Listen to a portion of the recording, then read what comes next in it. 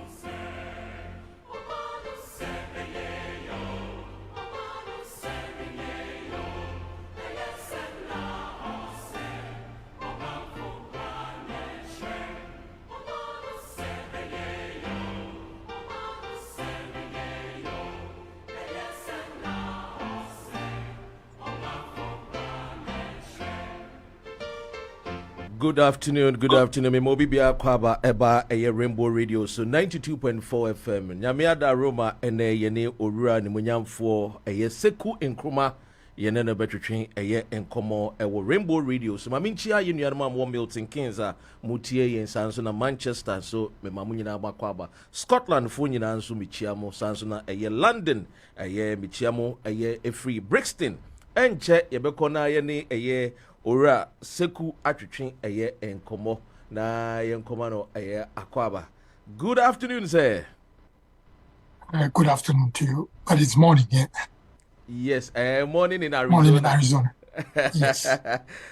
This one that I've waken you up today. I think I don't know if you can your phone if you can just do with a landscape for me at the moment. So that's it. Very good. Very good. Very this good. way, Yes. but that way, then I have to hold it up. Yes, this way will be the best way. Yes. Okay. Or do you want me to give you some time for you to just see if you can put it on something so that you don't hold it up? Because we're going to have an hour conversation. So you just take your time. Yes, this one is perfect. This one looks, yeah, this is very, very good. This one is even more bigger size. Yeah. Thank you so much. Abusuya yene eye owura Sekou Nkrumah eba betwetwe nkomo. Obebusa se owura Sekou Nkrumah de oye hwan ya. Owura Sekou Nkrumah eye ye mampanyin eye Dr. Kwame Nkrumah ne ba the Kechiri Sekou Nkrumah and yene betwetwe nkomo. He is a writer and also a political activist. Ene yene ne ba bedidi nkomo afa oman Ghana ho. We'll be looking at a conversation. Ideas ni ideology in politics. Does it really matter? Yebeshwe sa enkomo no. After we'll delve into his own life. Seni eja ni papa ye omampanyini the first president of Ghana. Yene be din komo about it. Now things yahwe the current state of Ghana's economy. Na dwenchire wom ne saying we politics ache ana enche ye. Mubebre no amunim ze bia even before 1992 year politics up and down we Sekou Nkrumah what role will play the movement MFG no so movement the role Ben will play more and then no we will speak to him and then also we will delve into his life of politics yebeko na yamano akwaba Rainbow Radio so Rainbow Radio live 92.4 FM and DAB+. Sekou yemo akwaba bi. Thank you. First of all, where have you been? We've not been seeing you actively in our politics. Where have you been? Yeah, I've been living in the US for almost 10 years now. So I left Ghana in 2015. That's why I'm not active in politics in Ghana. Okay. But I visited in 2019. I visited in last year, and this year I'll make a trip as well. So what's the reason why you're not actively engaged in our politics? Is there any particular reason? No, because I don't live in Ghana now. That's the thing. You have to live in Ghana to be more involved. So because my wife decided to do her PhD in the US, we moved back to the US. And she came in 2014 and joined her a year later. So she had to do her PhD first, and now she's a professor at Arizona State University. So we're kind of caught up here. She wants to develop her career here for now. And what I do is that to stay active, I teach in middle and high school. Oh. Do you enjoy it? I started in Florida, and then I'm doing it now in Arizona. It's not too bad. Yeah, the kids can be troublesome. The kids are not troublesome. They are. It's a different culture. It's a different culture, but you get used to it. Now, let me ask this question. Do you have any specific group of people, like do we have any specific group of people set aside for political ideologies? What do you mean by setting a group of people set aside for political? You know, in Ghana, many people are with the opinion that when it comes to politics, it's a group of people that's supposed to do it. So you hear the word, you hear the statement, oh, as for me, I don't do politics. As for me, I don't want to do politics. Politics is for some people that are doing it. Do you think that particular saying leads to a question where I want to know if we have a set of people that is solely meant to do politics and have that political ideologies? No, I think everybody can do politics. It's just a question of your interest. And then, of course, how strong. I mean, I understood when you said we're discussing ideas and ideologies. I thought it's more in terms of what the person's political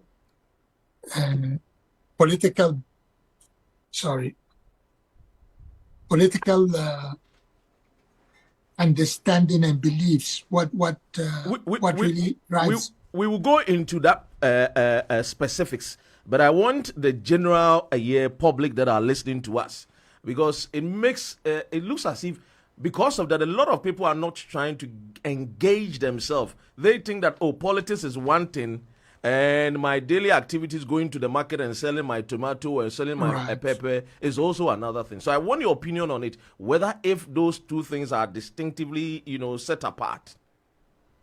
They are not, but it's just a question of interest. And then, of course, for some people, they don't feel very comfortable going into politics because they feel it can create problems for them. And probably they have to make some sacrifices that they are not willing to make. I'll give you an example. It's interesting because you were mentioning the MFJ, Movement for Freedom and Justice. When I returned to Ghana, I was pretty young then, in my late 20s. And I got involved with politics, but it took me a while to adjust. And it was actually through my late wife, who was a Ghanaian, and the brother Akuto Ampa, who passed away recently. He was actually the main guy in politics in that family or household when I got involved with the sister. And it's interesting that I remember I went once there when we were dating, and he had left the house to sort of go and hide, because then the activities that started earlier, these MFG activities. And, at the time too, we were still under military dictatorship. So people were not very comfortable with confronting. And he and others were actually jailed some years back during the PNDC era in the early years. So I was wondering in my head then, but why would you get yourself involved in all this and harass or trouble the whole family? And that was before I got into politics. So you see, when you're on the outside, you sometimes think politics is just too much for the average person to take.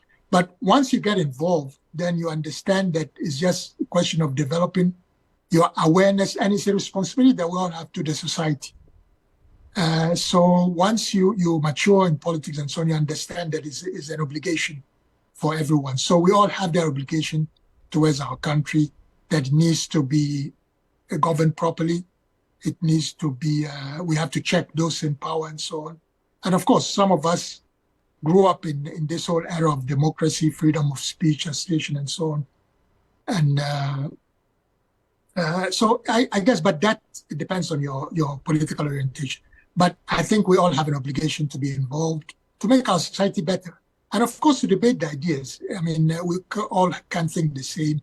So you try to convince others that what your understanding of politics or ideology is more suitable for our country and so on. So it becomes competitive in that way, but it should be all in good faith. I mean, I've never been attracted in political violence of any sort. I'm not a violent person in any way or physical. So political violence ideology is not an ideology that I'm attracted to. So sometimes, although I can appreciate some of the great revolutionaries of the past, those who seek violence, somehow I have some reservations there. But some people believe in a revolutionary setting and so on.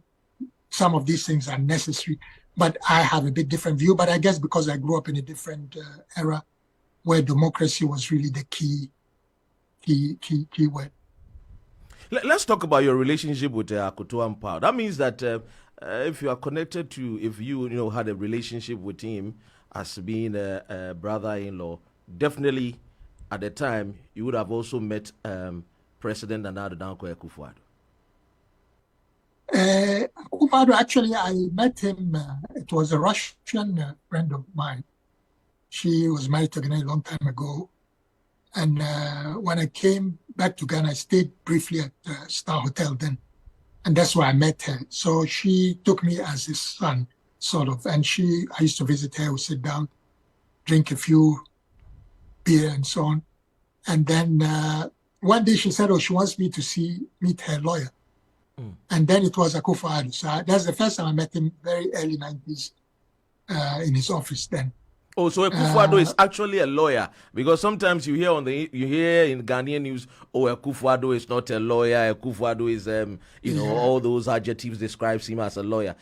He's actually a lawyer. Well, I believe so. I went to his office, and actually, Akoto Ampao worked in his firm. Much later on. So yes, so in politics it's interesting. You meet all sort of people. And just to balance it, on the other side now we have John Mahama, did in the NDC. The first time I met him was when I was the director of the Du Bois Center. Mm-hmm. And his father had passed away, and he came to check. There was space at the Du Bois Center that they used to hold private events. So they wanted to see whether they could do the funeral or some kind of a thing for the father at the Du Bois Center. And that was the first time I met him then. I remember I was walking down from the museum and he approached me and we had a short conversation. And I said, of course, he's always welcome to come and do it. So it's interesting that in politics, once you get involved, you meet almost everybody. So, I mean, I've met all the leading players in Ghanaian politics. And even in the past, when I returned to Ghana in 1975, I used to like soccer a lot, and I used to go to the stadium. I was privileged to be at the VIP then during the champion era. And I used to meet General Nkrumah there, and I was then very young. And I used to go and greet him, made an effort to go and greet him. And he was a soccer fan too. You to the extent of greeting General Nkrumah? Yes. I thought it was nice. I mean, sometimes, yes, you can have differences. It could be all kind of things. I mean, I was a victim of the coup of 1966. I was only 2 years old. And I'm sure it had made some effect on me, and even moving into exile at 2 and so on kind of disorganized me as well. But you have to appreciate that these things happen in life, and we are still human beings, and we can still communicate. So when you met General Nkrumah, what question did you ask him, or what did you say to him? No, I was very young, and that was a long time ago, but I just wanted to make an effort to greet him. And he was pleasant as well. I mean, you didn't look in his face and said any negative words to him? No, it was a pleasant. And then the rest of them I met. Champon was a very pleasant personality, always joking and laughing. Rawlings, I met him a couple of times. Kufuor, I also met him. There was a funny incident. Let me share this funny joke with you. I went to his house. He had just won the elections and so on, or was president, I'm not too sure, during that period. And I remember going to the house, and somehow I noticed that he'd gone to his bedroom and then was locked, came out and locked the bedroom. And in my head, I was thinking, the whole president and your brother are locked in your bedroom. But, he operated from his house. So I guess he was used to it. So it just tells you we're all human beings at the end of the day. Yeah. Scared about our own shadows. Yeah, we are all humans. We have to appreciate that. And you sometimes have to divorce the political person from the individual who has his own private life as well and is human with his mistakes and all that, or his limitations. And the same with politics too. I mean, even the great leaders have their limitations. Nkrumah, for one, was such a great leader, but he also had his mistakes. I mean, I've always been a bit bothered with this whole introduction of the PDA and people going into jail, some dying in political detention, J.B. Dankwa and others. So I've never been comfortable with that. So and that's why once somebody asked me, I mean, Nkrumah did so much for Ghana. I wanted to ask Let me just land with this one. Yes, he did so much for. I wanted to ask that question because I know the person who asked that question's brother. That Nkrumah did great things for Ghana. How come some Ghanaians don't like him? I'm sure that's what you were about to say. Yes, because I was asked that question, and it was actually in a church. That was my visit in 2019, and I said yes, but people. Then I mentioned the PDA and how people died in detention. I told the person, so if you were related to that person who died in political detention or was detained, the Preventive Detention Act. Yes, would you be happy with Nkrumah? You feel some sort of reservations. It's normal. So people who don't like Nkrumah further, they could belong to that category. But as I said, I mean, these are sometimes things that happen in politics. We are all not perfect. And of course, you have to take into consideration the time, the situation in the country. I mean, the political violence in Ghana started between CBP and UP before independence and so on. So both sides were to blame and so on. And sometimes when you're trying to resolve a problem, you might address it rightly or wrongly. But just to give you an idea of, the ideologies. Do you want us to go a bit into that? Yes, let's go into the ideologies. Yes. So you see, and that's to continue the conversation with Nkrumah. So Nkrumah was brought in by the UGCC leadership, and he got into politics in the US. He's 10 years in the US. But when he was called to Ghana, he was in the UK doing student politics. But he got into the Pan-African movement through people like Marcus Garvey, got inspired with this Africa and so on. And you realize that the whole independence or struggle for Africa, decolonization, was started by Africans in the diaspora, actually, thinkers and deep thinkers and so on. And of course, there was activities back home, like then the UGCC and so on. But I think that push, the main push was from those in the diaspora concerned about decolonizing Africa. So Nkrumah got into that. So the Pan-African idea was there, decolonization and then African unity. And that's why he really could do so much, because he understood the struggle of the time and what needed to be done. And then to add to that ideology too, as a socialist, he then introduced the socialist path for development for Ghana. So if you look at the 7-year development plan and all that, it was all in that direction. But sometimes you wonder, so why would the UGCC leadership, talking of ideology now, who were made of businessmen, and then also educated Ghanaians, lawyers and so on, who had the education in the UK or much influenced by the UK or British education, why would they thought they're liberal in their thought, and of course capitalist in their political orientation and so on. So you wonder, why would they bring a guy who did not share that? So I guess when you think about it, they were more interested in somebody who can go to the ground and organize the people. And I think there was support. The documentation that David Ankwa even said that Nkrumah, if anybody betrays them from the leadership, Nkrumah would never betray them and so on, talking to the masses at the rally, I believe.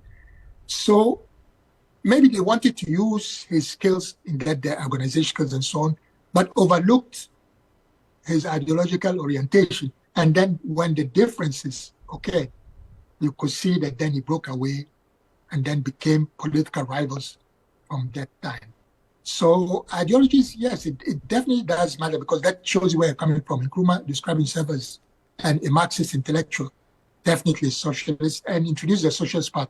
And that's why he also had the confidence in introducing a one-party state, because he was then all focused on that, thinking that that will be the way you need to have a strong hand to develop our society. Not everybody, of course, will agree with that, but we have to recognize that that's what he represented, at least at the time when he lived there. But then when you look at so it's not difficult to understand the MPP, if you're talking about the MPP today, UP in the past and so on, or the Bouzia government and so on, which Kofo was a junior minister there. So it's not difficult to understand where they're coming from with the liberal orientation, the capitalist, so on. Alain Cash, you remember that he when the MPP was formed in 92, there was a business forum or whatever, young business executives. Yeah. In the MPP, he was part of it. So it shows you the ideology of where they're coming from, the MPP. And Kofo himself, you remember when he became president, before and after, there was a lot of these slogans, development and freedom. There was also private sector as the engine of growth and so on. So that's how young people then, at least when I'm talking young people then in the 90s when MPP was formed, gravitated towards MPP because they were more interested in that ideology. Now, if you oppose it to the NDC guys, that the cornerstones of that party, I mean, you have to look back to the June 4, December 31st, and you see social justice, probity and accountability. And of course, there was this whole crusade against corruption. So you could see that these are some of the ideological lines, differences between. And when you see why, that even answers why a lot of the Nkrumahs moved to the NDC, because of the social justice and the orientation of the NDC as a political party. So you see, it's not surprising that as the CPP faded away and NDC became more or less the dominant force in that left wing of Ghanaian politics, people felt more comfortable with that ideology.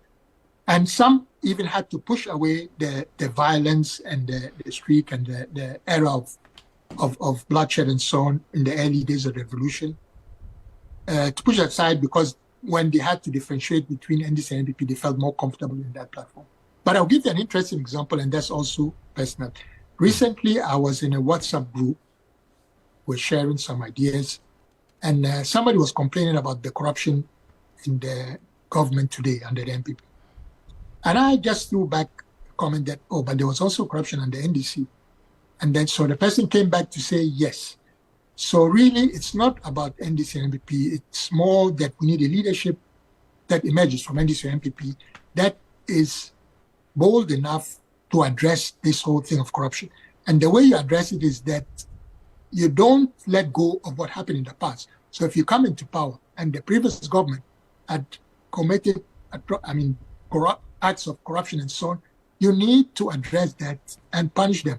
Not the sort of punishment that was done in the early 80s in the revolutionary era. No, we are now in constitutional rule. So you take it to the court, you kind of address the situation. So that people know that if you are in government and you are corrupt, you are punished, you will be punished. And that was a problem that people didn't realize with the leadership of Professor Mills. And that's why some of us fell out with it, because he was not addressing this issue of corruption and punishing the previous regime. You know, there was a lot of perception of corruption under the Kufo government. Yeah. And Professor Mills kind of just went with the wind and decided, oh, okay, business as usual and so on. And that was not the way to go. But people misunderstood it. When people were trying to take Prof on at that time, people felt that, oh, those people want to go back to the leadership, the Rawlings leadership, and so on. No, that era was past. But you need to still be fair and address those problems. So the problem is still with us in Ghana, of corruption and so on. And that's the major problem in Ghana.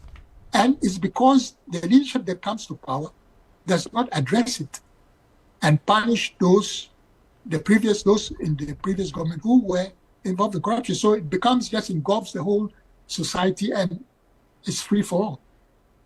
In your opinion, talking about corruption, so do you think that was one of the problems that Prof had, not being able to, face the corrupt people that was in President Kufuor's era? That was the reason why perhaps many of his people in even the NDC I think party. one of the reasons, or a big reason, you see, because that's why I'm saying that ideology, that goes back to your question of ideology, ideas and so on. You see, the NDC, as I said, going back to PNDC, was formed under this whole thing of property accountability. There was a whole crusade against corruption and then social justice. So you see, Prof, yes, he was an educated man and so on. But I don't think he was really, he was picked as running mate for the 1996 elections, because Akka fell out with Rawlings. It was so messy. Yes, so they had to bring somebody else. And Akka, in fact, was had running mate to Kufuor in 96. It was so interesting in Ghana. The sitting vice president who was the running mate to the opposition leader. Yes, those were really interesting times.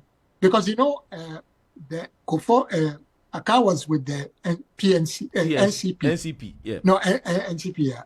And then they went into this to back with the other CPP parties, and then he became the presidential candidate.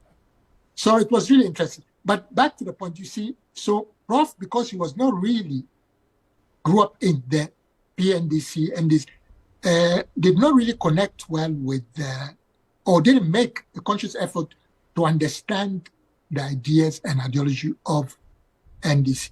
And somehow the NDC has now been deformed in that aspect. You see, it was important to move it to have a different look for NDC, not the aggressive, vicious kind of politics. But at the same time, you still don't leave behind your roots or your cornerstone, which developed that political tradition. And that's basically social justice, property accountability, and so on. So I think Prof missed that completely. And now the NDC, even the leadership now, ex-President Mahama, probably to be the next president, also missed that as well and continued with the tradition of Professor Mills, which I think deformed the NDC. The NDC needs to have the leadership that the Rawlings like leadership, but of course, in this era, more intellectual, more of a deep thinker, and then of course, following the rule of law and so on, not the buga politics. But you have to understand what you represent and the constituency you represent. So, so in a way that tells you that ideology is important to know what you represent and where you're coming from. So you can't just lead political parties without understanding the roots. Oh, so in essence, Prof, in his own nature, as me pasumji, I'm a kind person. Let's forgive, let's forget, let's move on. That really hurt him without putting in consideration what the NDC stood for. Yeah, I think that was a serious shortcoming. Then talking about that one, John Dramani Mahama has also gone to take an education. Exactly. So the NDC has changed. But I think has changed. You see, I remember also John Mahama was, those days when the NDC was in opposition. Yeah. When they lost in 2000. John Mahama became the face of the NDC in the media. So on TV, radio, he was always, and he was very gentle, very diplomatic and all that, which was very attractive because you see the NDC looked like too much of that buga thing and people were not comfortable as we moved into an era of democracy and so on, not dictatorship. So it was attractive to a lot of people. But at the same time, it was a serious flaw, in my opinion, because the leadership was not really representing what the NDC stands for. And it disorganized. So back to the very corruption that we also saw under the NDC is because you failed to address the issues, the cornerstones of your political tradition.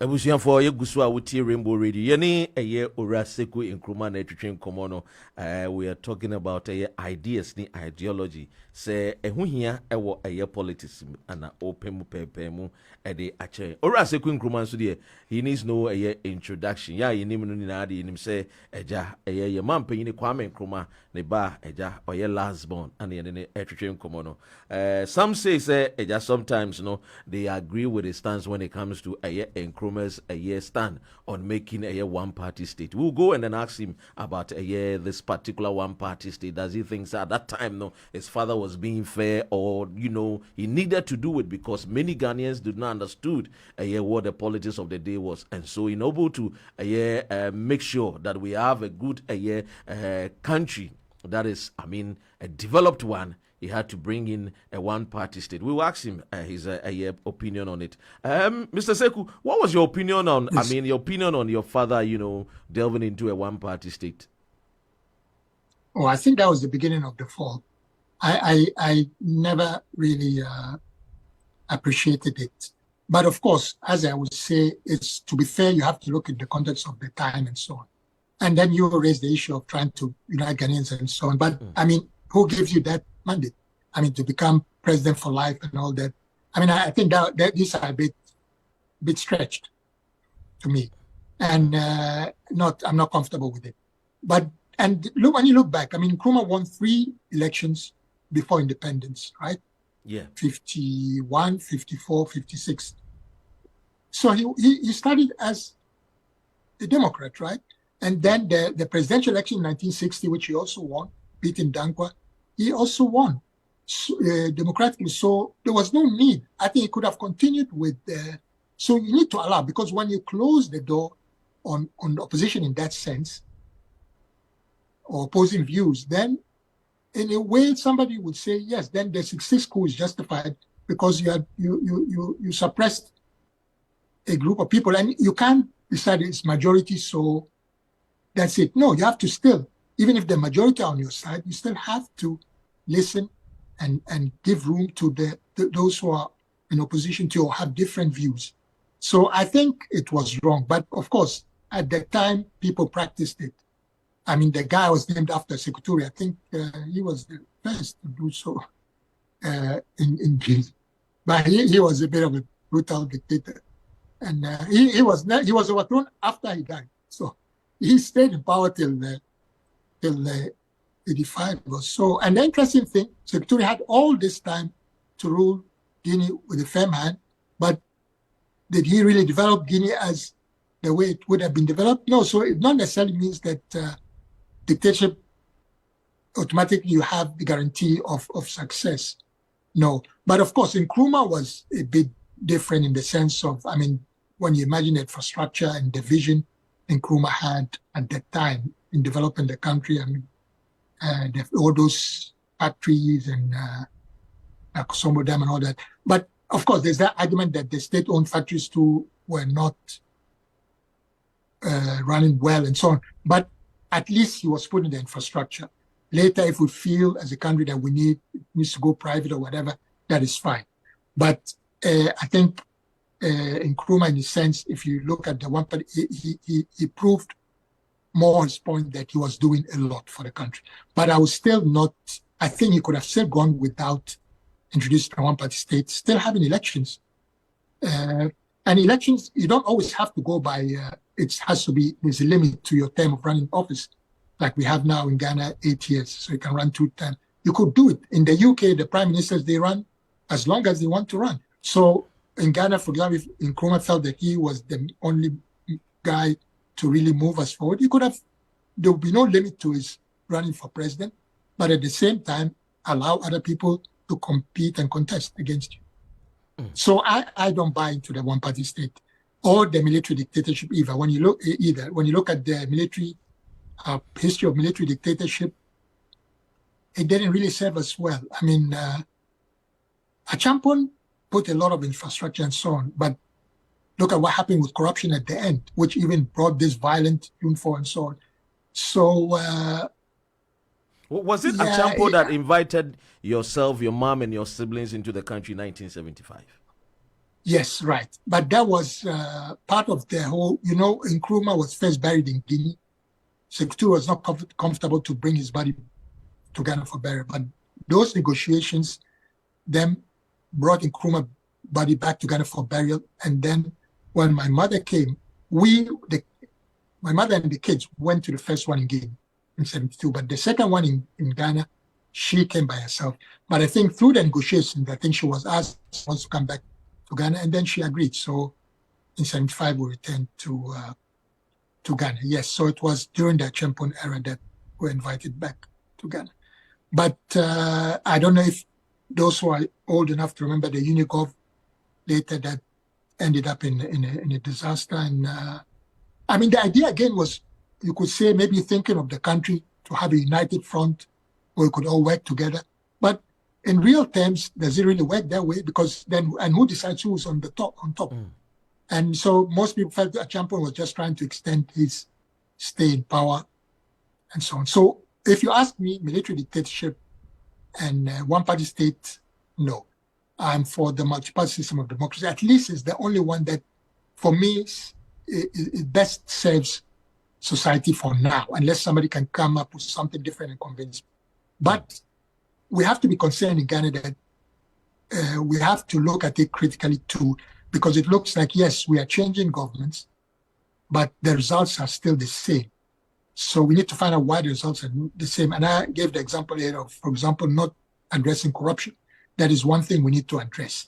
That if the past leaders, government is accused of done corruption, let's investigate and punish those. So that way we end corruption. So I think that will go a long way to help the multi-party system of democracy. And then, of course, people will also understand that you go into politics not to make money. If you want to make money, then be a businessman. If, however, you're a businessman who wants to go into politics, then you're coming with your own money, and I don't expect you. And if you want to be greedy and put your hand in the public, then of course, there should be punishment for it too. So the multi-party system is good of democracy, but we need to redefine it and re-massage it to suit our values in Ghana, our concerns, and so on. So it's not if we are not in the finished product. I think it's all a process we are going through. But we can't go back to the one-party state. We can't go back to military dictatorship. So I think we are stuck with it, but we have to look at how we can make it better to serve all of us. Ebushia mawakwa baba Rainbow Radio. So currently Ora Sekou Nkrumah and Yeneno Nkomo Ewahase. Your questions and your comments are welcome. I mean, we say Amanfu Bebre no sane your questions. So very good. Glad to see Mr. Sekou Nkrumah. He looks very healthy at 60. Are you 60 years? Oh man, yeah, I'll be 61 the end of this year. Wow. Yeah, getting old. Oh, I thought you were somewhere around maybe 50, 52. Anyway, 60. This one is also coming from Mabna. It says, Doc, good afternoon and good morning to Mr. Sekou Nkrumah in Arizona. I'm listening to you guys. I'm driving and I'm listening to you. This is a very healthy conversation. Ghanaians needs to know about conversations like this. It will brother our ideas on politics in Ghana. It looks like the whole politics is like Kankan Nyame stories. Like Ghanaians are afraid to question politics and to delve into politics. We are, concentrating on, dying and going to heaven. But I think that politics is very important, that we all need to get involved. Mabna, they are also at the free Manchester. Yen fa Susie. Today the ladies are commenting more. Susie, you say, Dr. Ren, good afternoon and good morning to Mr. Sekou Nkrumah. Does that mean that if I heard Mr. Sekou Nkrumah well, does that mean that he's abandoned his country because of his wife, making sure that he gets his wife happy and that he's not coming to do active politics in Ghana anymore? Ghana is missing good men who can lead the nation. My greetings to Mr. Sekou Nkrumah. I don't know if you want to answer that one. I mean, she loves Ghana. That's my wife, so we always probably retain. But I mean, I think she needs to professionally develop as a professor now in the U.S. But again, leadership. I mean, Nkrumah served Ghana for a long time, and he did so well for us. It doesn't mean that his kids should do same. I think he served for all of us, and became larger than life. And in life, sometimes, I don't know, for whatever reason, your destiny, things happen to change your destiny, move you from one place to another and so on. I don't know. The universe is complex, and these things you never really can tell. But I mean, you can always contribute in different ways, and but it's not easy. And my temperament, I mean, I was involved with the NEC then, but summarize that that whole confrontation with Prof told me that, you see, I'm not going to settle for anything. So it's difficult to when you're involved in politics, if you don't play the yes kind of thing to rise, it will be difficult. And breaking away on your own, it's not easy too. I mean, Nkrumah did that, but Nkrumah was a different human being, a different political animal altogether. Not everybody is like him who can break away and then form his own party and be so successful. But also he proved when he was in the UGCC, he proved that he could organize the movement, broaden it, enlarge it, and had the followers. So I would want to do it on my own, I guess, and to serve under leadership that is not doing what I wish them to do. But at the same time, I might not have the capacity or the skills to do it or attract people. I mean, we're all gifted differently and so on. So I could be more involved in different ways, yes. I mean, leadership, I don't think it's easy. And personally, I'm not somebody who gets carried away. I'm not, I'm very simple. I'm not somebody who is interested in focus on me or kind of thing. But I when I believe strongly in certain things, then I could push all the way. And that's a leadership quality. But so it's more, my leadership is more of service and of self.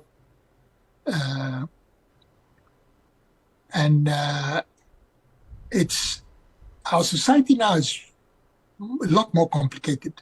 I'm sure during the era of Nkrumah, money and everything was involved too.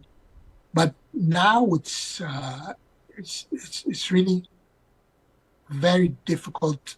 And I guess everywhere, I mean, you need money to do politics. Now, where is that money coming from? If then where the money is coming from, you're going to be controlled and so on, then what is really the point?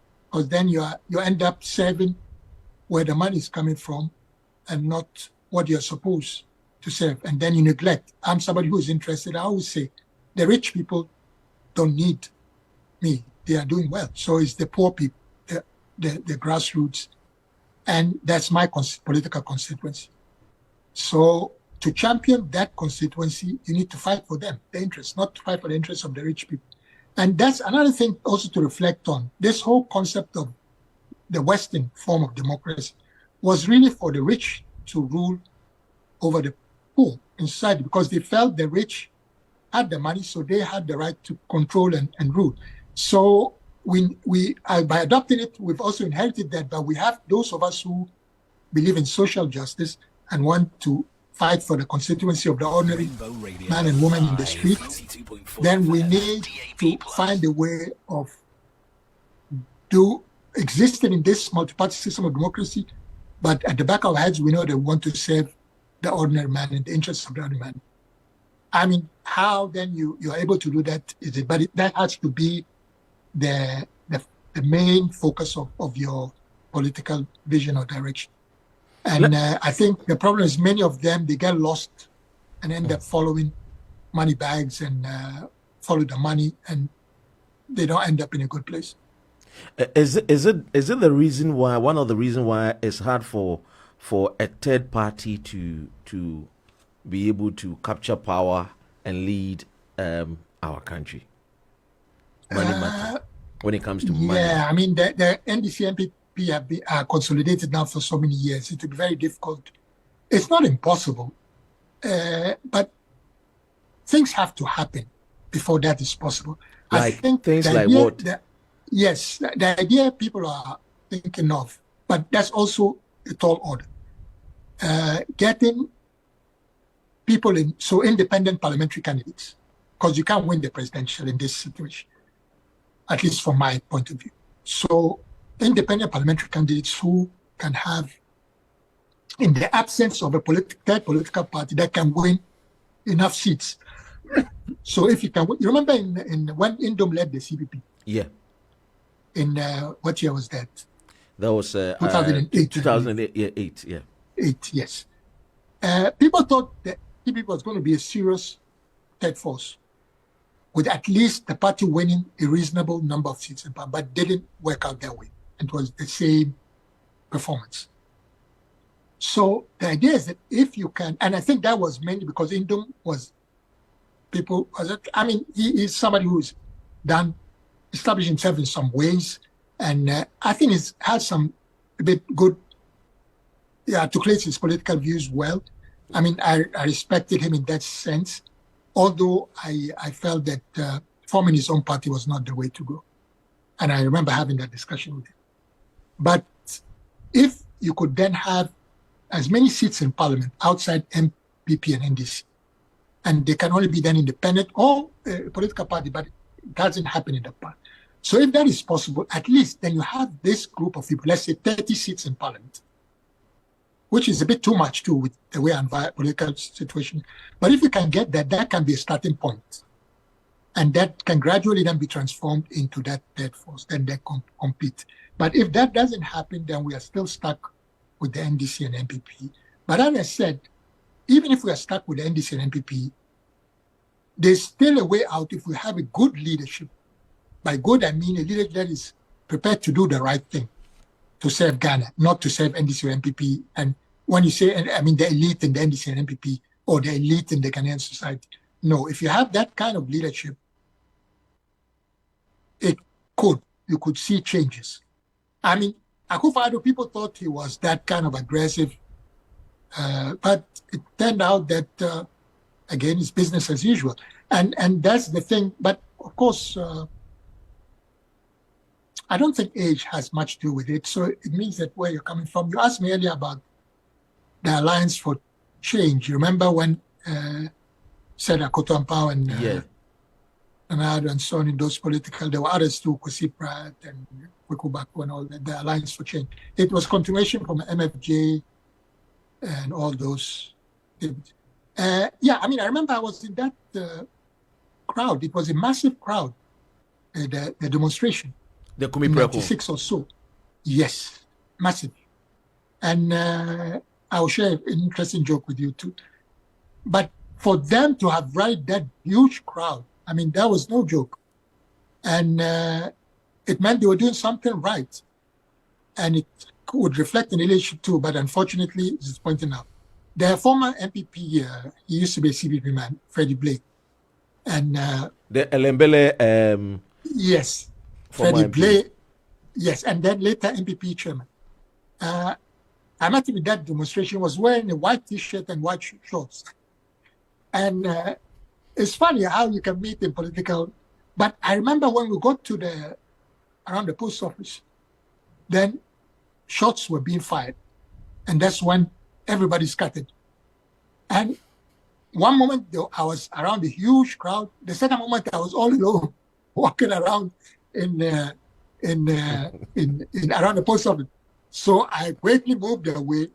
And then I was wondering, I said, damn, I mean, how can just one moment the gunshots, and you see, that's the thing, if you are not used to these gunshots and so on, you don't have the heart for it, man, it will scare the hell out of you. I mean, it was really interesting that the whole crowd just cut it, because I think the government then got alarmed with what was going on. So that means you've been around all this while. Just that you've not I been. returned to Ghana in '89. Yeah, and then so I that's how I got to know many of the political players and understand. I think I understand Ghanaian politics and understand the political traditions, and because I have an open mind, I appreciate where they're all coming from and so on. And I think when I criticize, I genuinely criticize them, whether it's NPP or NDC. So some months ago, I had calls from the chiefs and people from Elembele, and they were saying that why don't I speak to you so that you come and then contest for the seat of parliamentary in Elembele, so that at least you can ensure that they get development in the Elembele constituency. And I don't know whether if you are interested in it, since you're talking about but I don't live in Ghana now. But I'll give you a background to that. I was first approached in '96 to run on the ticket of, it was then PCP. Alhaji Banda was then the chairman of the PCP. I used to live in North Kanishi, so that constituency, which Akomia won. Yeah, he was there for a long time. But when I tested the ground, I realized that the CPP was almost non-existent. So it was really a contest between NDC and NPP. So sometimes in politics, you have to be realistic. When you fast forward when Indom, I was talking about him earlier, when he formed the PPP, he wanted me to stand at Elembele. But that's the discussion I had with him, that I thought that the party was not, I mean, I respect him as an individual, but I don't think the party could go far. So back to then your question, you see, you have to, it's not about you being a member of parliament in one constituency and that's it. You're not going to go far. So you have to belong to a group that is prepared to make changes across the whole country, not just in one constituency. Because it'll be very difficult if you have only one candidate. Your party has only one candidate, or let's say an independent candidate on his own to make really much of a difference. So it has to be a collective effort, like-minded people and so on. So that is when it can be attractive. And when you look at it also from a different, I mean, I remember when I was campaigning with Professor Mills before the 2008 elections, we went there. I was interested to go with him in the Nzema areas, so I went with him. I remember it was Kosia how drove me back. He was in a car with some people, and I think I went with him also. Yeah, he picked me up. So the Ahoy brothers, they play a very strong role in the NDC, or used to. So I remember one of the things I said there was that Nkrumah was first an African, second a Ghanaian, and third an Nzema. So that should tell you that, I mean, what development did he do really in Nkrumah or in the Elembele constituency? He was focused more on the whole of Ghana. So he did detribalize Ghana in many ways. Yeah. So, and that's why I then believe that you have to be part of a collective effort that is interested in bettering things for Ghanaians. Not necessarily just because you think you are in Zima, it should be your people. No, Ghana is our constituency. And even beyond that, I think as Africans, if we are really serious about moving the continent forward and being really competitive, we need to think Pan-African. But of course, that again is a different subject. And you could see that there have been so much, I think, not propaganda, but rather like influence from the West, because they are interested in Africa's resources and so on. So they have gone a long way to really undermine the Pan-African movement, because keep them divided and we can exploit their resources. And that's how even Nkrumah was overthrown and so on because of the Pan-African vision and so on. So you could see that they distorted completely that vision for Africans. So that has to be re-energized, redefined. So we really need to be thinking, we need to be thinking Pan-African. Talking about Pan-African, do you think that the call for Pan-Africanism that your father led, African unity, did not help his political agenda? But that was his belief. I think it did, because you see, the whole concept of Pan-Africanism was decolonization first, and then continental union. But then he became an enemy also he became also an enemy to the West by calling for Pan-Africanism, the unity of Africa. Right, but he's an enemy because he was fighting for the interests of Africans. As I said, they have been exploiting our resources, and they continue to do so. I remember when I was in Tampa, in one high school, there was a Canadian teacher who got to know who the old man was. And then said, he wants me to talk to his students in the class. And of course, I knew, I'm in the US. So I tried to explain the whole idea of the West exploiting the resources. And I gave the example of Ghana, the gold, the oil, and so on. We end up with very little because these multinationals, take the gold, take the oil out, and so on, leave us with very little. So, when you read Nkrumah's books like Challenge of the Congo, that gives you a fantastic idea of how rich the Congo is, but has been exploited for years. New colonialism, the last stage of imperialism, and so on. So there's so many books that Nkrumah was able to define his political vision. So definitely he was not, it was a continuation of the ideas and ideology or agenda he believed in. It was no contradiction at all.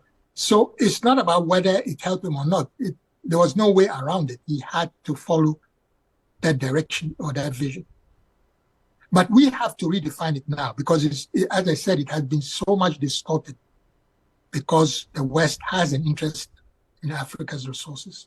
And Nkrumah had no vice president. He had no vice president. Oh, when he became, that's the one. President for life. Yeah, why? That's what I'm saying. Yeah, that was a bit too much. Yeah. But those days you could do those things. It would be ridiculous to do that now.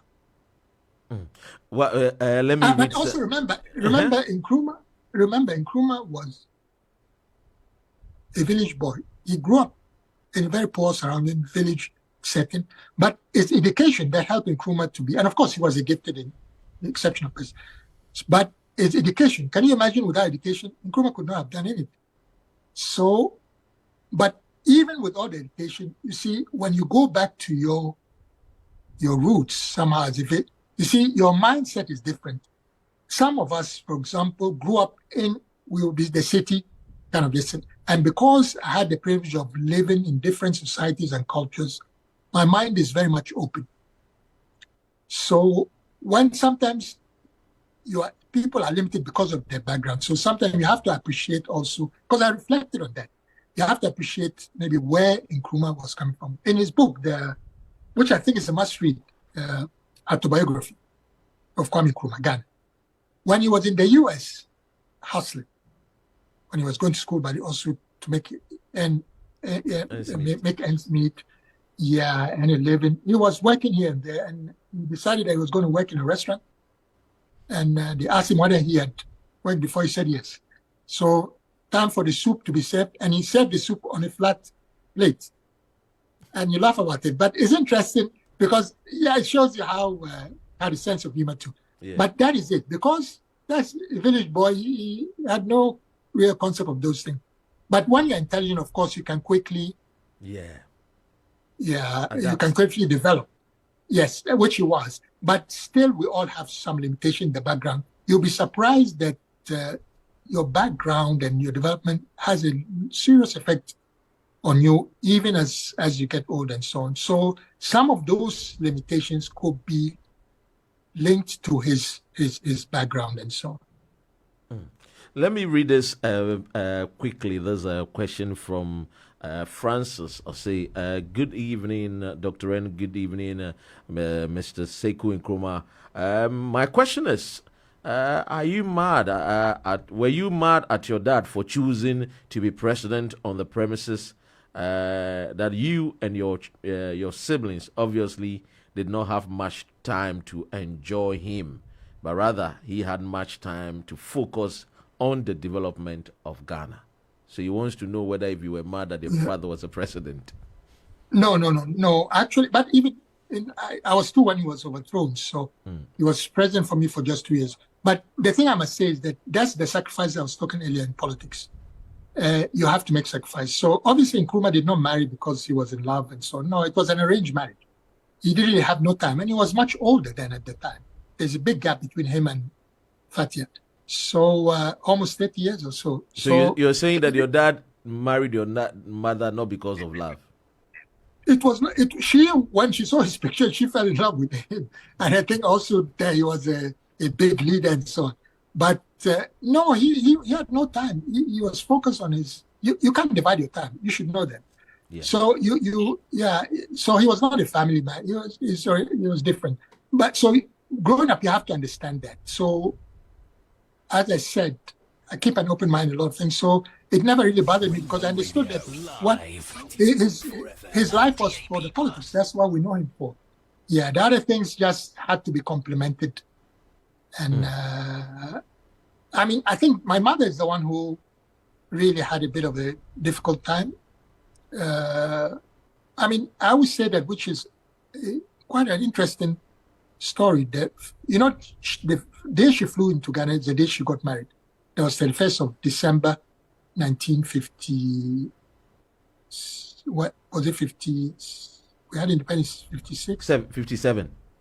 We 57. Had it. We had independence. Sorry, in 57. So 31st December 1957. Wow. And that night, Nkrumah never.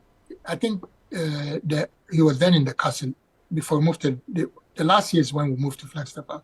He never came home that night, and she cried the whole night. So she had a difficult marriage, and she was much younger. So because she, a young lady going to marriage thinking it's romance, but this man had his own life and vision that he was dedicated to.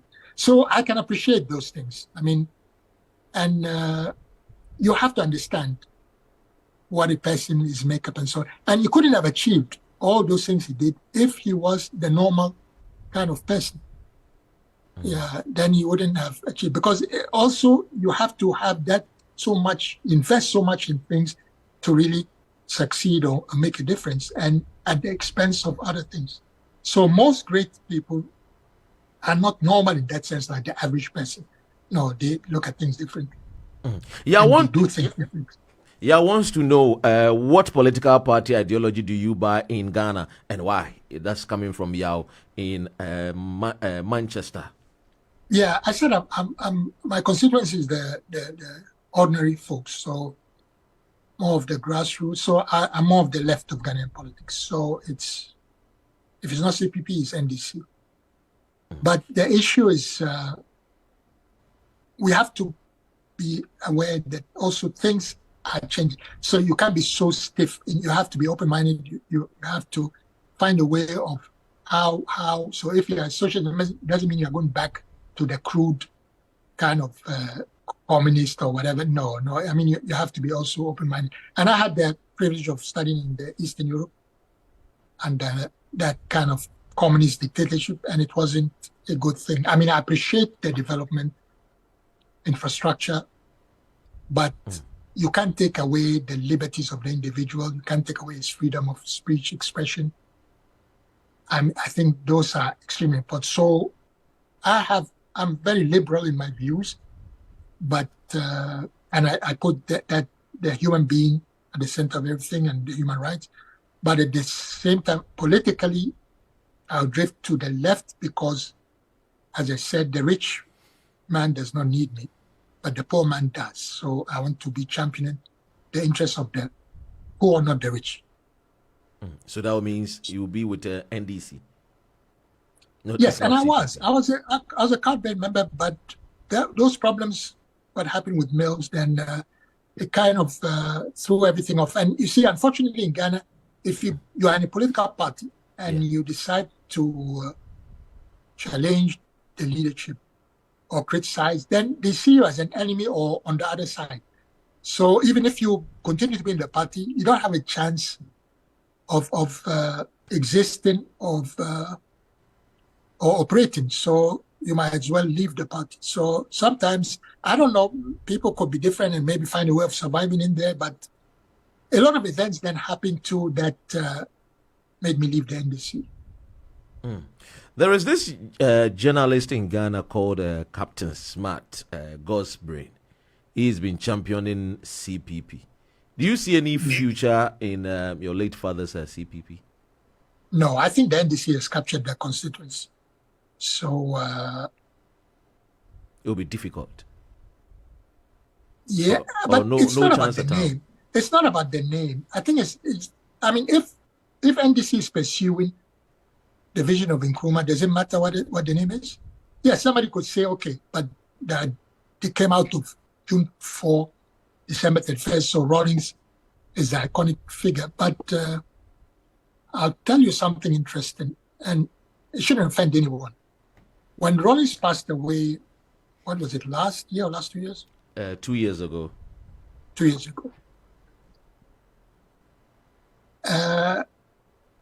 I was never a big fan of Rawlings, but at the same time, I respect his energy and drive and what he was able. I mean, at least he was able to survive that long in Ghanaian politics. But I was reflecting on the situation, and I said that in a couple of years, Rawlings' name would not ring any bell. And the reason is because Rawlings really did not have much depth, ideas, or ideology. He had the energy and pushed for that, and that came at the right time. He was strong in energy and all that. But there was no idea behind Rawlings, no vision to define, ideology to define. So in time, that fades very quickly. Unlike Nkrumah, because of the idea and the vision, the ideology, it continues. But it does. The name is not about the name. It's just the idea. So the CPP means nothing. What is important is the ideas to be continued. But even then, it has to be redefined and repackaged. So even in Nkrumah's books, they are important to read. But you could see that there's a lot of work that has to be done into those books to really, for us now, when we're reading it, to make the links and appreciate. And of course, the serious academics can even develop on it. So nothing really can remain the same. It has to be continuously flowing and redefined and so on. So it can't be stagnant. So I think calling for a revival of CPP is like, doesn't even make sense to me. It's the ideas that to be revived and developed, redefined, not the name. The name means nothing. So Nkrumah's name on its own means nothing. It's the ideas that continues to make him live on in that sense. Let's welcome Fifi Bonzi watching us from Virginia, USA. Mr. Abose Aite Sekou from US, and also Mr. Kitty Olsen, PPP chairman here in the UK and Ireland, is also watching us. Let me read this particular message. Now we'll just wrap up quickly with the next 30 minutes, and I know we will schedule for 1 hour, but my producer is saying that the numbers are going higher and higher on the DAB and also on the frequency 92.4 FM, and so we should indulge your time for extra 30 minutes if you don't mind. Now let me read this one from Abiba, and Abiba is listening to us from Lewisham. It says, Dr. Ren, listening to Mr. Sekou Nkrumah, he is a man who is well open-minded. We need men like this who can speak truth to us, irrespective of where they belong. That is the problem of our politics. With politics where today you are afraid to speak truth because you know when you speak truth, you either be sidelined, kicked out, and when you are kicked out, you know the country too is tough. So we need men like Sekou Nkrumah to be speaking more to Ghanaian youth, because the youth wants to listen to voices like this, so that at least they can also learn from men like him. Yanko a year all the way in a year Leeds. Kwame Prepra say, Doctor, good evening, and I want to find out from Sekou if he was given the opportunity to choose, where would he prefer to hold a political office, Ghana or Egypt?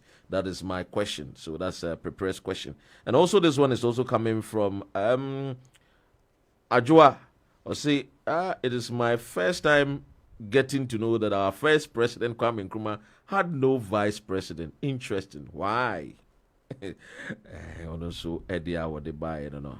I think, I don't know if you want to answer Pepre's question. He says, if given the opportunity, Ghana or Egypt, where would you like to hold a political office? Oh, I mean, we've always had Ghanaians passports. We've always had Ghanaian citizenship.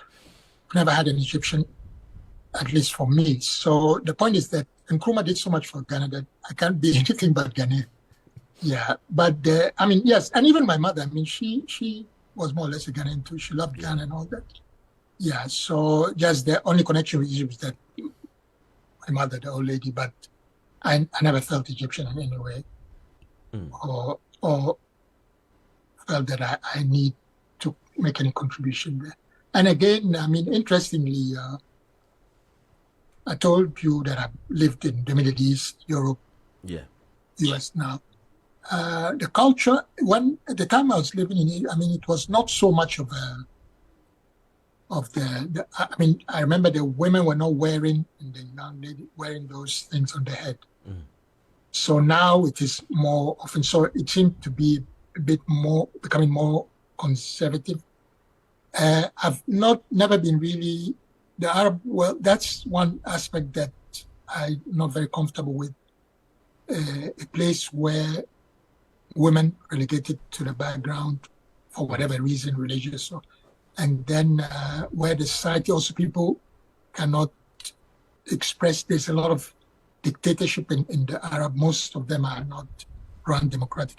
I'm not very much interested in living in a country that is not democratic and suppresses or oppresses people or group of people and so on. So with Ghana, I mean, we are fortunate that we have embraced democracy since 1992. And I don't think we suppress, we have our own culture, which is unique in a sense, although we come from different tribes and so on, but we've been able to a large extent live together peacefully. But even where the Islam and Muslims, Christians, Ghana has always been, lived up to the secular state, has not been extreme or conservative one way or the other in those areas. So I think there's something good about Ghana in that sense, or the people, the way we do things or appreciate things, which the only problem is with the corruption now is extreme. And then there's also a lack of seriousness, which, coming back to the question of speaking to the youth, you see, it's not only speaking, that you really have to empower them. And one way of empowering people is that you find ways and means for them to grow and develop on their own. So yes, you mentor guidance young people need, but it's not that they have to make up their mind, decisions and so on. So you just try to guide them. So if that is the way of speaking, then I will accept that.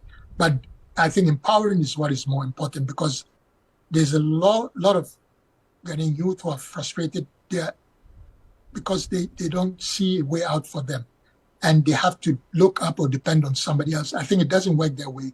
It's within you. So you have to find your space in society. and take it from there. And I think that's what seems to be lacking.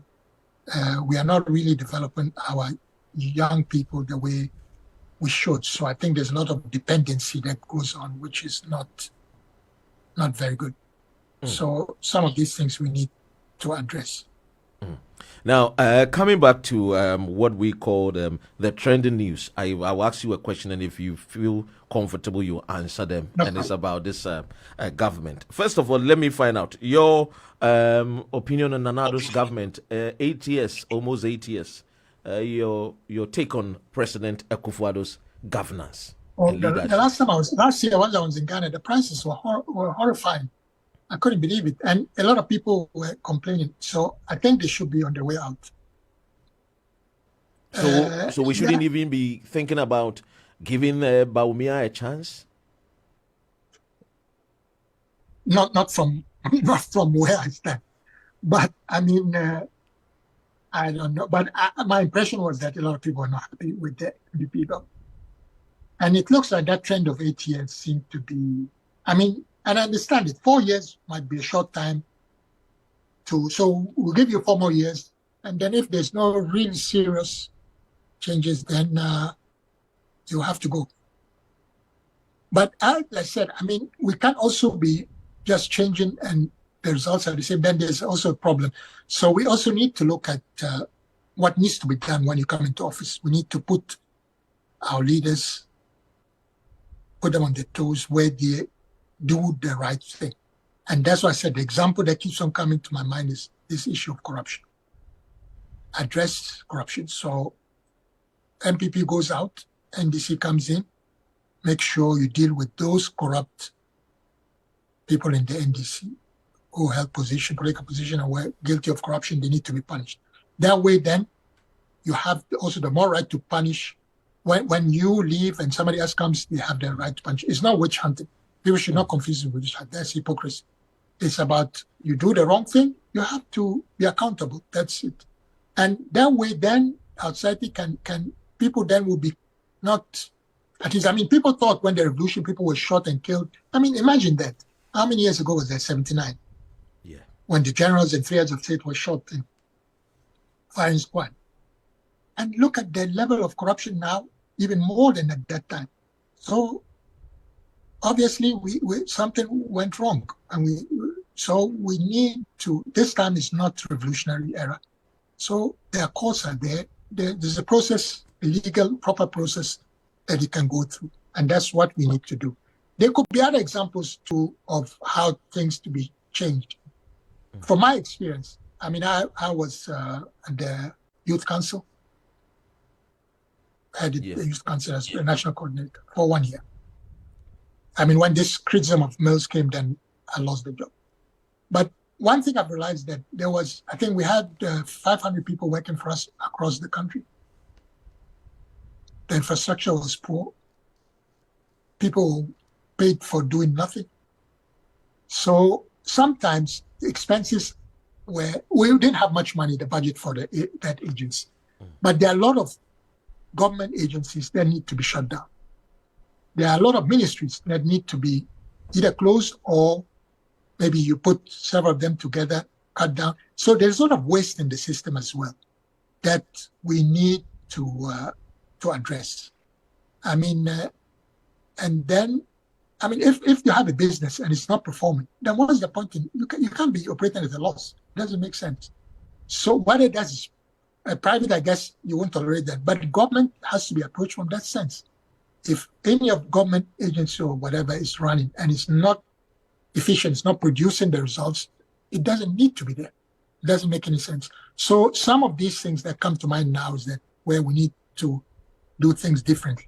But when you come in, it's business as usual, nothing is really changing, then that is unacceptable. And that's why things remain the same. We need to, and it's the little things sometimes when you put your foot down and address them, then you have room to address the bigger picture.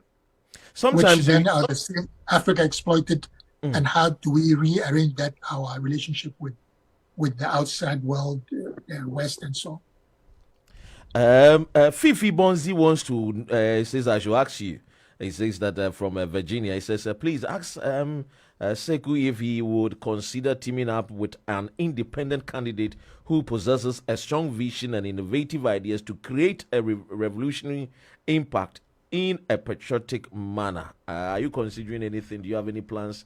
There's been a Kofi Granting, there's been Cheddar, there's been a movement for change. We'll lose. We are going to lose out. It doesn't work that way. As we said earlier, the NDC MPP, yeah, I mean, they're so strong now on the ground, so it's very difficult. Very difficult. So there must be another way.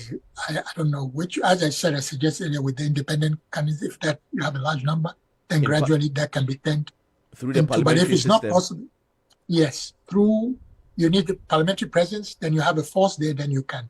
The other thing will be trying to get the NDC MPP the right kind of leadership that can change things from within those parties.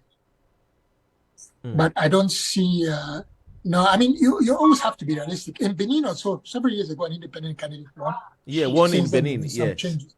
Yes, it is possible, but it depends on every place is different. When you look at it from the Ghana perspective, it's not likely that NDC MPP will lose so much votes. And we've had experiences of Guzitano pulling out of the NDC in 2000, did not perform. And they had a lot of serious intellectuals and thinkers in that reform party.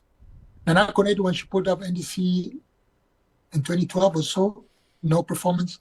So it doesn't, it doesn't, from experience, it doesn't really, nothing happens when you break away from this platform. No, they still remain intact. So it must be, the change has to come from within, I guess. And if it's outside, as I said, then we start in parliament. But presidential is out. I don't see it happening.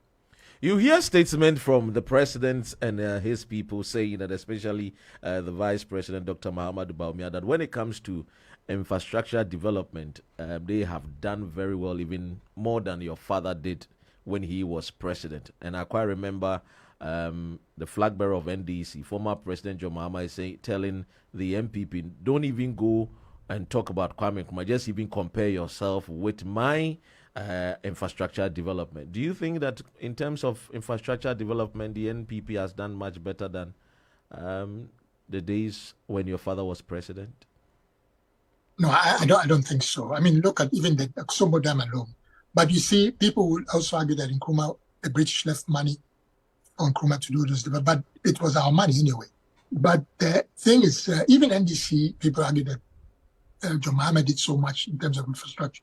And why did he lose so badly in 2016? No, 2016, right. Yeah.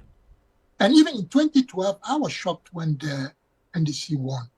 But I guess that whole idea of 4 years is too short, I can appreciate.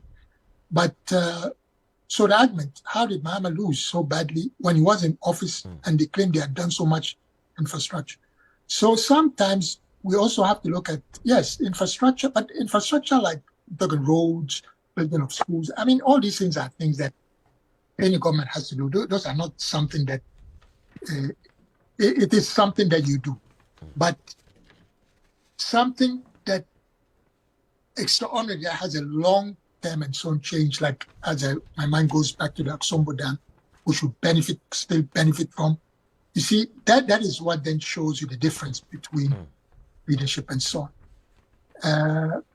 Rawlings extended electricity to the north and so on, which was appreciated a lot. Nkrumah, going back to Nkrumah, education, bridging the gap, north and south, education, free education, the concept of, I had people coming up to me and saying without that concept, they wouldn't have been where they are today.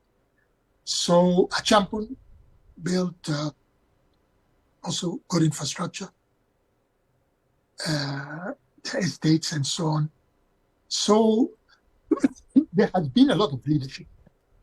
I mean, contribution of infrastructure from leadership.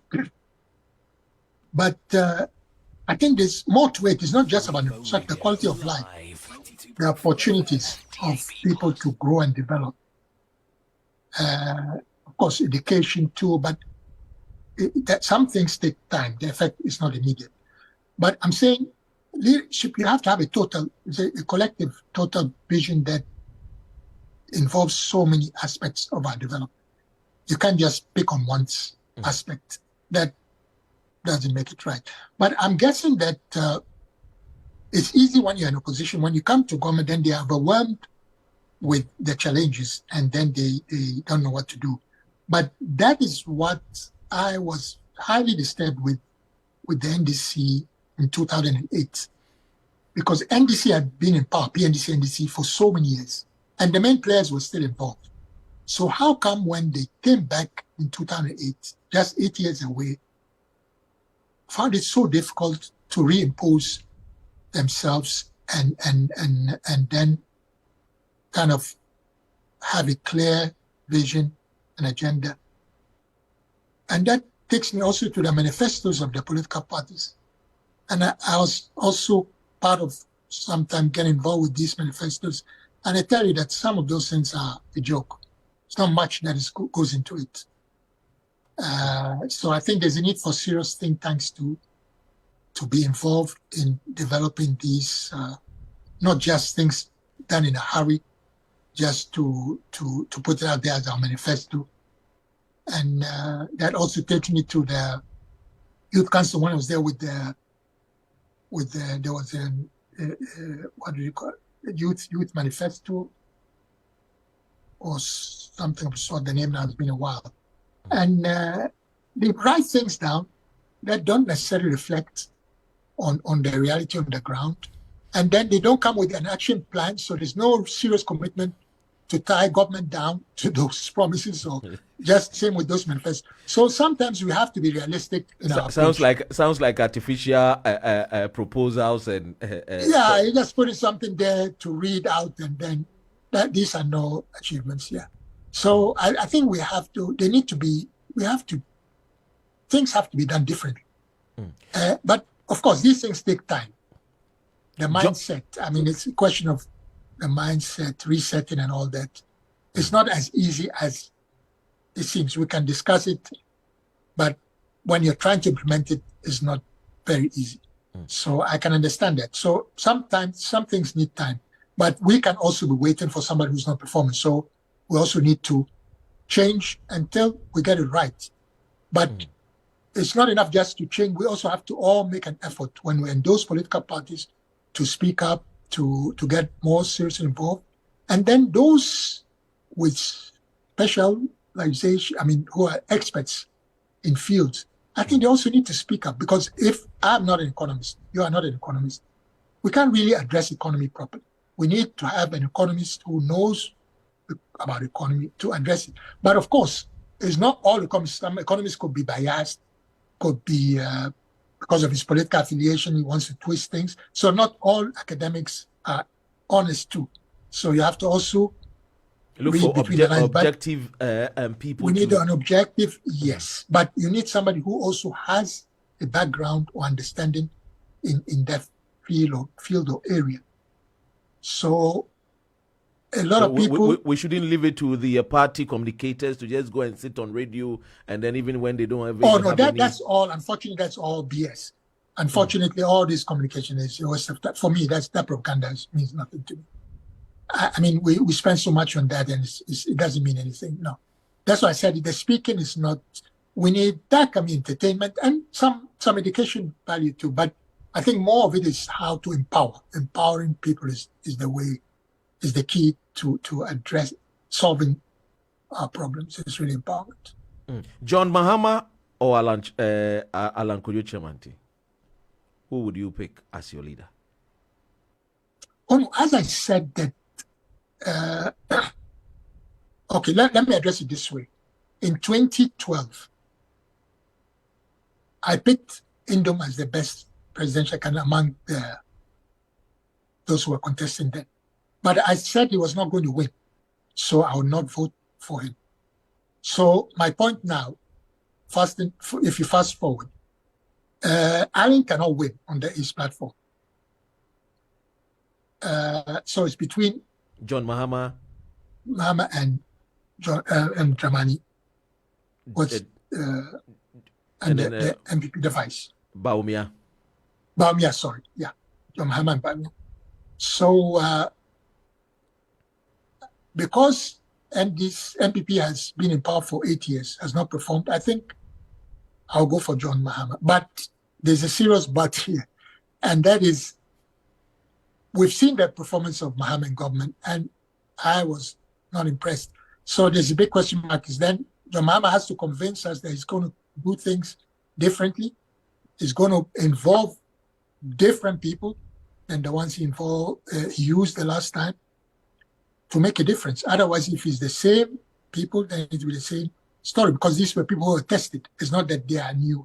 So that is now he has to pick new faces, people who can make a difference, if that is possible within the NDC. So what about John Mahama and Cheddar, these third force candidates? Oh, no. I don't think I've listened to him. I'm not impressed personally. Now let's look at Dr. Mahamadou Bawumia. Do you think that if given the chance, he will perform something better? No, I think it will be continuation of what the MPP has been doing, and that's why I don't think it's good enough. On a scale, there's always the argument. If I'm advised, I can't really do much. I'm not the leader. Yeah. But you are part of the leadership, so you can't be excused. We have to measure you by the performance of the party that you served under, even if you were not there. The buck did not end with you, but you cannot say that you were involved. If you didn't like what was happening, you could resign, you could leave. Yeah. So he didn't do that. So he has to be accountable for those 8 years. Ebusiani eye ora Sekou Nkrumah na edwin komo no ye Dr. eye Kwame Nkrumah last born ana ye no edin komo no ye writer ana afinso was a political activist osanso a lecturer a United States of America. Any didn't come or ye dreaming about ideologies, ideas, politics, no, how impactful etie. Wacheche mu bebre na efa etwa to ya answer na be ye jan ramana kono. We want to know about Oman Ghana, no, whether Ghana be people are saying say they have given up on Ghana enye. Ebumukra say let's sell Ghana to even the colonial masters. Ebumukra say Elon Musk, you come and take Ghana. Ebumukra or Dutch, almost CCA crowd there. Unya a Holland passport is even much better than a PhD holder in Ghana. Ghana need a CCA there. I mean, a lot of people are saying so. Omo give up. I don't know whether you're a pessimist or you're optimist. Yebusano whether if Ghana we should give up and I mean think about something else. And also on the take on a year. Most importantly, what the youth have been saying about a year, on my Ghana, ye neyo, and you may be a ye, efa ye. A memono a ye buno. A boom be say, ye share a year, or mine soon sumno a dibu or mine wa. A bayanka, yensi same. Constitution, no. Imbusano, they take on constitution, no. Mr. Sekou, the youth are calling for a constitutional change. I don't know whether if you have any say on this, whether if we should still maintain the constitution or we should change it. Before that, we shouldn't give up. I mean, Ghana is still Ghana, and Ghana is our only home. But with the constitution, nothing. I mean, things have to be changed. I mean, we have to take into consideration that the 1992 constitution was really written in many ways by the PNDC and to protect leadership and all that. I mean, my problem was, I voted no at that time, the referendum. Because although the MFJ, the leadership voted yes, because they felt that would open the door for multi-party democracy. I didn't, because I felt that no. And my biggest problem was the indemnity clause that protected people who committed atrocities or crimes under the PNDC. So, yes, so things have to be changed. I mean, it can't remain the same, but I'm not a constitutional expert in that sense. I can pretend. But that's why I said some things obviously have to be changed, but we have to be aware of the time, the spirit in which that constitution was written. Yeah. And then you remember there was a boycott as well. Yeah. So a lot of experts did not turn up for that. So there were some problems, but nothing in cast in the store. I mean, it can, there's no problem with changing it, but you can change. I mean, again, in Ghana, we seem to be obsessed with form and not substance. You can change it, but so does it really? It's the leadership that has to implement and put things in shape. So you can have all the fine words in the constitution, but it could end up to nothing as well. I mean, it's a guideline, yes, but I think there's more to leadership than just the constitution. Wow. But that's my opinion. Finally, before I let you go off the hook, let me read some of the messages. And I know some people wanted to call in, and we're not picking up calls yet. Let me just read one or two messages. And this one is also from Fifi Bonzi. Had a follow-up and said, Doc, please ask Mr. Sekou that if Benin has been able to do it, why can't we do it? Doesn't he think his name on the ticket? Doesn't he think his name on the ticket, I believe, will gain a necessary attraction because the inevitable fact is that change cannot come from the NDC and the MPP. That's maybe 1%.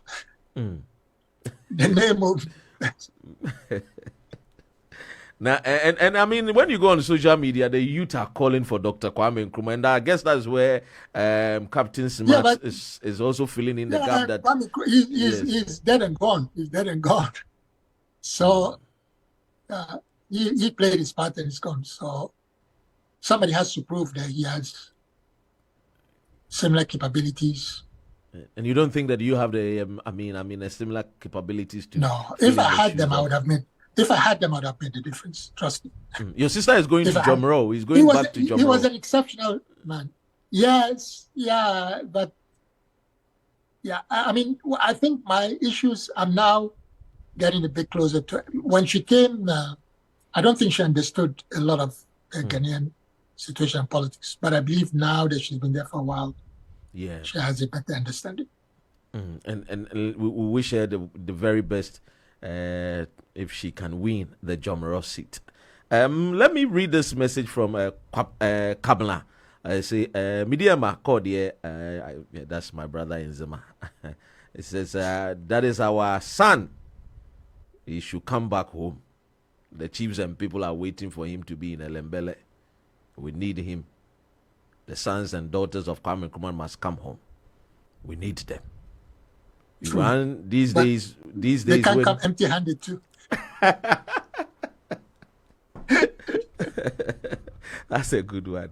And his point is that when you cast your eye, when you come to our land now, nothing seems to work. Many people have gone on consultations, whether through the Bible, whether through the pouring of libation, whether through bowing down and calling Muhammad. All of this is pointing that we need a savior to save the Nzima people. And out of Nzima people, Ghana will surely be liberated. And that's coming from Kabla. Yeah, but try. We have to avoid tribalism too. I mean, Ghana is Ghana first, as you said. That's it, yes. Better life for all Ghanaians, yeah. Good, yes. And I guess that's why your dad established the boarding system so that at least we can, get people from different walks of life to get the Anyway, finally, before I let you go, somebody said, Dr. Ren, I have gotten the headline news. Mr. Sekou Nkrumah always give headline news. Yes, I've known him since the days of Abraham. Hey, he said, I've known him for many years, and I know he give the headlines. And the headlines tomorrow is going to be change MPP government.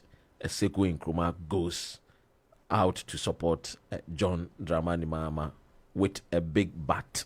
And also, Eddie Alba, so he's following the conversation. Your message finally through Ghanaians. I think that somebody also made mention about Dr. Indum's GN Bank, the collapse of Dr. Indum's GN Bank. I don't know if you have something to say. It says it's very sad that Kufuor and Ken Ofori-Atta collapsed Dr. Papakwesi Indum's bank. I don't know if you have anything to say, and that you marry it with your last words to all Ghanaians. I mean, it's unfortunate that sometimes this political, this case, I'm not too sure it's vindictiveness, but I mean, where maybe your interests, personal interests, kind of overshadow the national interests. I'm not too sure what really goes on there, but I mean, the finance minister, there have been calls for him to resign a while ago, and the president still stuck with him. I mean, I'm not too sure what sort of relationship it is, but sometimes you have to let go as a leader. I mean, even in Nkrumah then, I remember, but he brought them back actually. The Dawn broadcast, I don't know if people are old enough to remember. He got rid of some of his ministers, but then they found their way back, Kojo Botsu and so on. So, unfortunately, sometimes in politics, you can't get rid of people you are so close to who have contributed to your success and worked with you for a long time. But it's interesting, in the case of Indom, I remember he was really hated by the NDC, some section in the NDC. And then you remember when he worked under Kufuor as minister for almost 8 years and so on. Yeah. So I'm not too sure how the tables have been turned on him by the MPP. It's not clear to me. But as I said, I've also been away for a while. I mean, I come on holidays, so I might be out of touch with some of these things that go on behind closed doors. Someone says I should ask you. He said this is coming from Mamiesi MPP. I said Mamiesi MPP. He said, Doctor, ask Mr. Sekou his take on the facelift of Kwame Nkrumah Mausoleum by the MPP government. I think he was in Ghana with his sister, and I think that definitely he must appreciate what Nana Dankwa Akufo-Addo has done for the name Nkrumah and Kwame Nkrumah, better than what the NDC did for his own father. After all, Rawlings came and collapsed many of his father's companies that he, left behind for Ghana. You mean Ghana's companies, not his? Yes. Nkrumah did not own; they were for Ghana. Yes, but Ghana's companies, not yes. But also, I mean, PNDC. If you give credit to what Akufo-Addo has done with the museum, then you have to give credit to what Rawlings did, because they established it in '92. It was set up by the PNDC government, right? Yeah. The mausoleum, yeah. So both did well in that sense. But we have a problem with culture of maintenance in Ghana. So we put nice things up, and then after a while they run down. We don't have enough money to maintain it. And that ties it to what I was saying with some government agencies that need to be shut down because they don't seem to be doing the job of delivering. So if it's not everything you can privatize. There are things of national interest that you cannot do so, but we need to find a way of maintaining things. We don't, and it's really not good enough. So I remember I had this bet with my sister that the renovation was done last year. I told her that after a couple of years, the place will be run down again. Wow. Yeah, because we don't have a culture of maintenance in Ghana. We don't maintain things properly.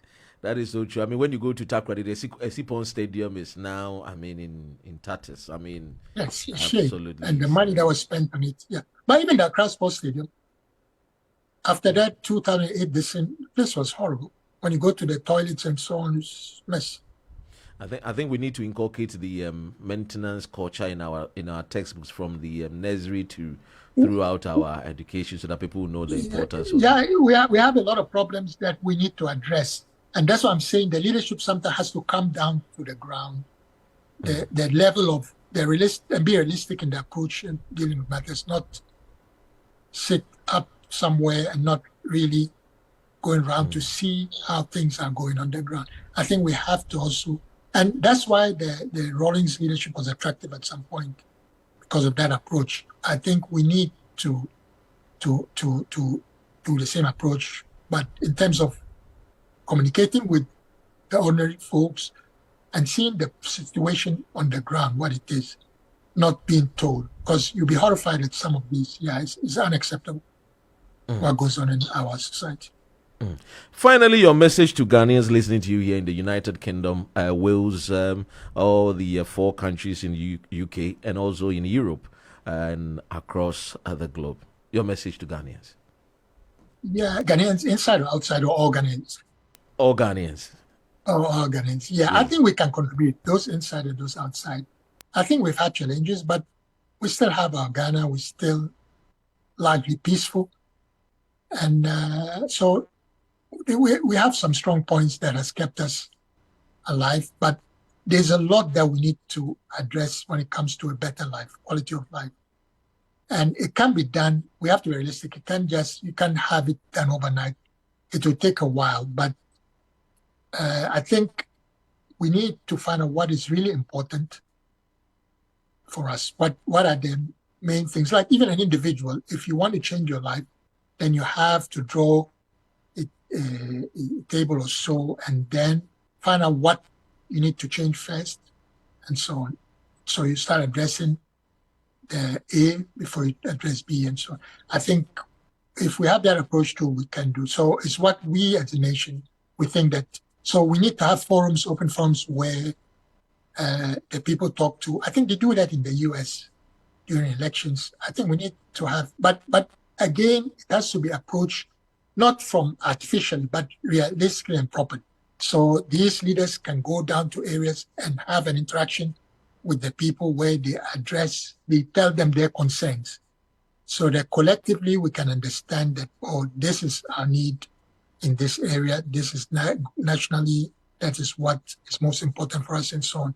So that at least that can serve as a guide to our leaders. So I think we need that approach. And then we hold our leaders accountable. I mean, I mentioned the issue of corruption has to be addressed. I think that's the main concern now. Corruption, we can't just let it slide. So we need to punish those who are being corrupt, no matter who you are and what you are, and where you belong and all that. So we need to do that. We need to do that. And do it genuinely, not for political. And nobody should think it is witch hunt. No, that's the way to go. So for me, corruption should be the first thing that has to be addressed. It's just not sitting right for Ghana and Ghanaians. Wow. Thank you so much for honoring our invitation. And I know that a lot of people are saying, Kabla is saying that you should be engaging us often so that the youth can also learn from you. We're most grateful, sir, for your time. Thank you. Abusua yene eye owura Sekou Nkrumah yene ne twin Nkrumah no nam say dodo no a etie wo questions bi na opese obi o contribute here. Ma me be phone lines no na won far with the bra na won so kan wadwene na kan wasem wo eye no kre kwan so ene hwehwehwam so ubetimi afre wo 0208 133 4646 0208 133 1134 and I say with me after WhatsApp number 07771950989. Also bo modi afre na so eja o contribution a wo no also my enti wonka. Bunim say 4th of July United Kingdom ye kwakoto aba why na abeto amano. The polls are saying say abato na ye kwakoto no owura eye Keir Starmer and are likely to be our Prime Minister. I don't know. They also aja maybe I was so beto abano ako. Labour na beto amana na Keir Starmer Labour Party ana ora Rishi Sunak ono no de no conservative. Na Lib Dem for nso Reform Party I want him reform so de papa no say no hadwene ne ho ahomete saa na menka no de Nigel Farage no ne party no reform was no de sene tie bia no wo de wo gi UK esi wo na wo matenetene anuama amanfo bebre no asusu say reform party de wo ba obetimi abo ama the United Kingdom, the ideas and the dreams of UK no etimi epushi forward. Me no ka say so Dr. Mahamadou Bawumia is on a 3-day tour in Ashanti region. Hey, Edompa. Womu pie abontene.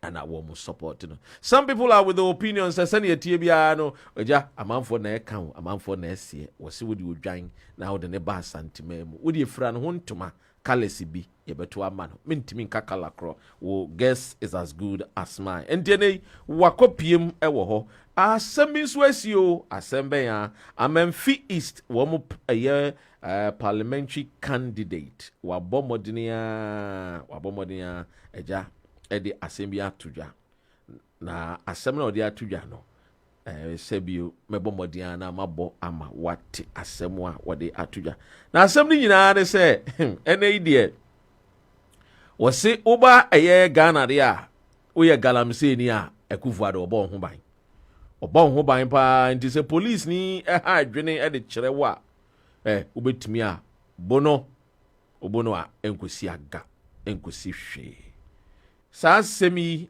ana Amemfi East womo parliamentary candidate wode atuya mehwe na eja wonso wetie asemwa this particular PC parliamentary candidate edituja woka saa semi na owura woye Western Regional Minister no wote wo bi papa wo tie de ekoso nyina ono kra de no wo sere a wo bone nsem ade support de parliamentary candidate no eka na ono nso edia na eja wo foaso no ene bibusawo MPP fo mo pese mo kire se police ni soja de wo mo mfa wo nyahwe yentie de PC no eka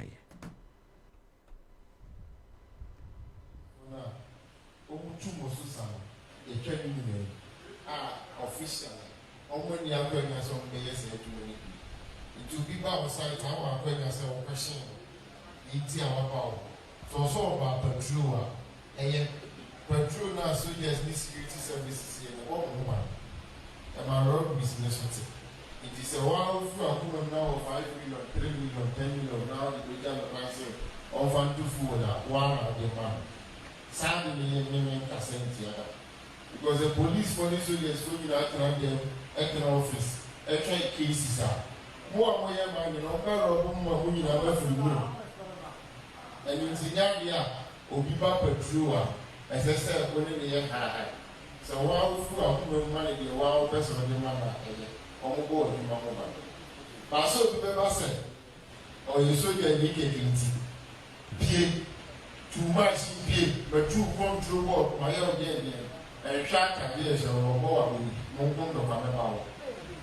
Oh, yes. So, my patrol or Baba patrol, and the Akase, authority on the edge you must have mature. Ya Jeffrey said, you don't know where you get a moment to one, or also here you got to the chingo. I said, but the women is a woman away a gun for. And Bravo be our by so here to make you or no, I want to move on to a bomb. The moon is high as a serious picture. More than 2-3 months as a serious bed in the car. Meaning, sight, only police for Kenya. The police for 2 children will be out. But the open you out, or be out about a week or about 3, 4, 5. When you have my police, or when you want me, I buy your mocha. When you have my Sujani, or when you want me, I buy your mocha. And if you also got an idea, I want to go to soon. A perform action now. To go, there will be better to police. Let me who want to go? Who want to see and the answer, picture me a and Tina, on what you list, and I'm with you with the number. Nina mo training number no mo je create platform and medals the MC medals the regional minister me deliver to you. Na yɛde ahyɛ yɛn ho den sɛ wɔwɔ site baabi na obi ba hɔ na wɔne ne ɛretwe a wodeɛ pɛ baabi a network gyina na yɛ voice message ɛto platform no so sɛ mehyɛ suhyɛn so asomdwee soldiers fo bi aba ha ɔmo se ɔmo bɛkyi no ɛnti sɛ yɛ maahye ɔmo bɛfa yɛ maahye akɔ fa he kusi ne saa time no sɛ mema ntie biara mbɛte afra MC sɛ ɔnkɔhwɛ saa case no enti abusua wei ɛyɛ asɛm a ɛyɛ Ernest Frimpong Amenfi East ɛyɛ MPP parliamentary candidate ɔde tuja yɛnkɔ ahoma no so. Hello, good afternoon, welcome to Rainbow Radio. Good afternoon, Dr. Ren. My name is Kit Yosen. How are you, sir? I'm blessed, Mr. Kit. Uncle Irriteu. Well, thank you very much. It was nice to see Dr. Kwame Nkrumah's own son and at your studio, and I say hello to him. You had some fruitful discussions, and that's what I want to contribute towards. Okay. Dr. Sekou Nkrumah was talking about the politics of Ghana and all that. And that he said Kwame Nkrumah is dead and therefore is no longer available around. But we know that the spirit, Nkrumah's spirit is still prevailing. It's still all over the place. And we, who call ourselves Nkrumaists, are championing the cause of his father. I wanted him, Dr. Sekou Nkrumah, to understand and appreciate this point or this stand.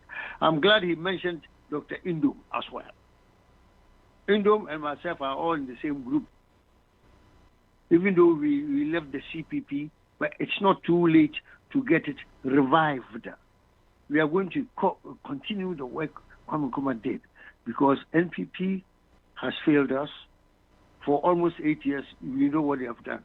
NDC has been hanging around. We don't really know what they are in there for. We have not seen any remarkable contribution to Ghana, the Republic of Ghana, by both NDC and NPP. But the CPP or the Nkrumahs, we are all ganging up to get back together again. For me, in the Progressive People's Party, our predicament is the fact that our leader has been suppressed by the new Patriotic Party. But the Ghanaians, the hypocrite Ghanaians, are very quiet. Ubia yoko MPP destroy Indom.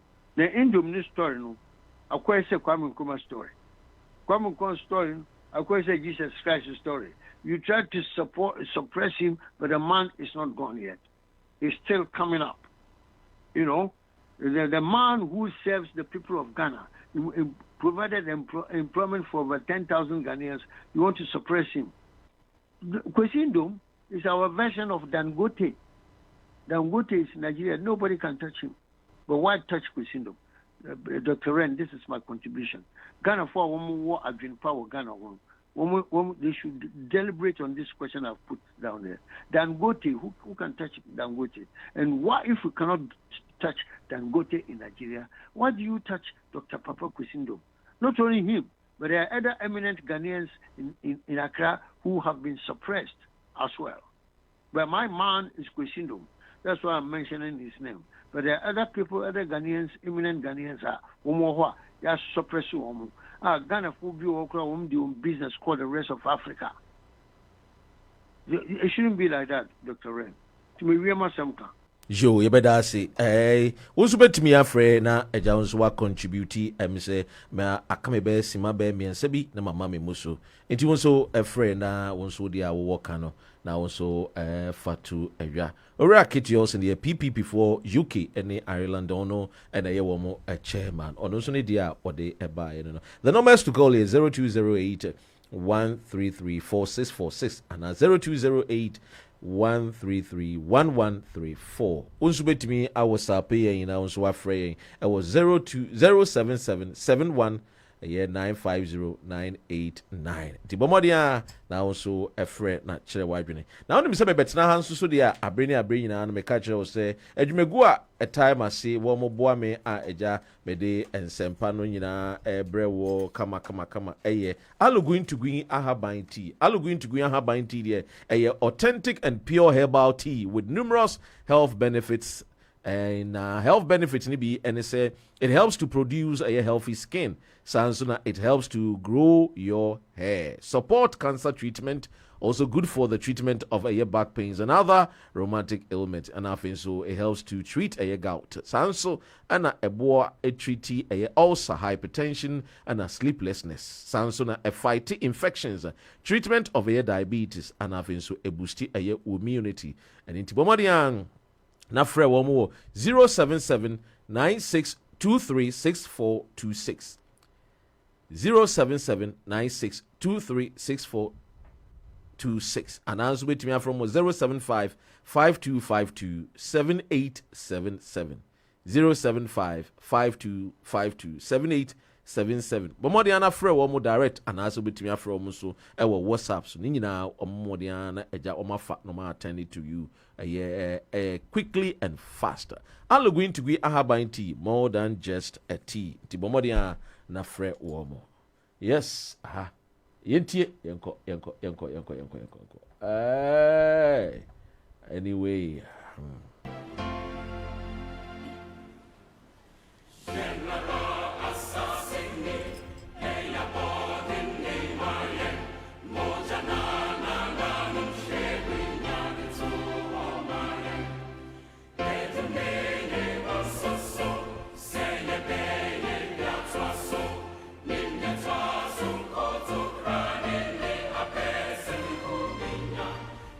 Rainbow Radio, live 92.4 FM and DAB+.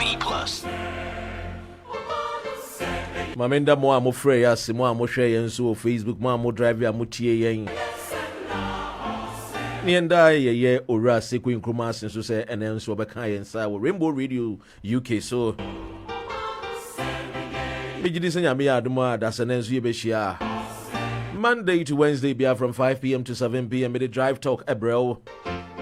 Maminchia His Excellency Papa Uzankma Thursday Yeshia the BGT the second runner up the womo Ekwapuchia Papa Uzu Ankuma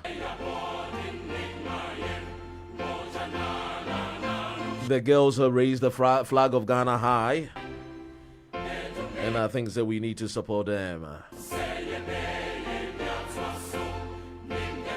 I mean, my sister. She's a queen mother. And I think she was answering Juma Wagana High Commission in that.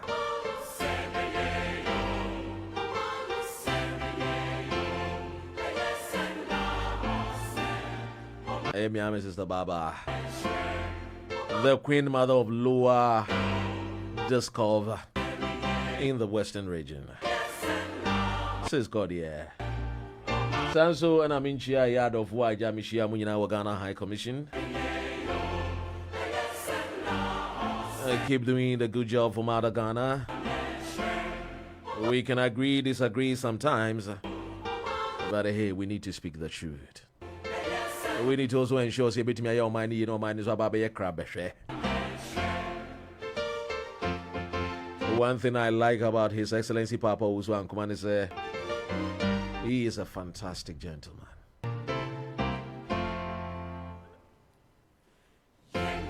Anyway, this is where I draw the curtains down.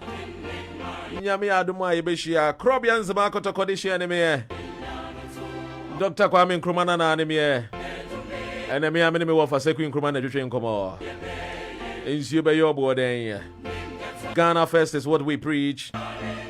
Wo my Ghana ne be ye. We were not born of any inferior god in Tijitum so my ne be ye.